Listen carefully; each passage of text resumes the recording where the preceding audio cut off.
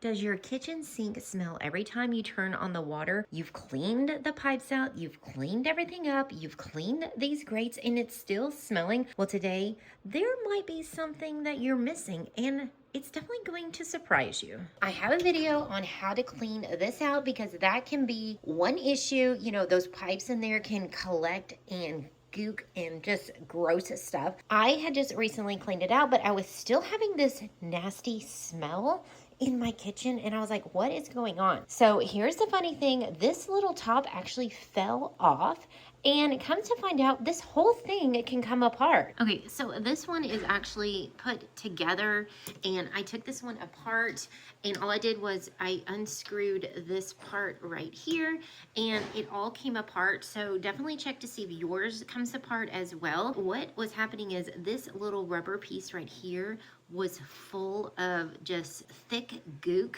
and as you can see right in here, this is where it was collecting. It was so disgusting. It smelled so bad. All I did was take one of these and I just scrubbed it with some dish soap and got it all clean.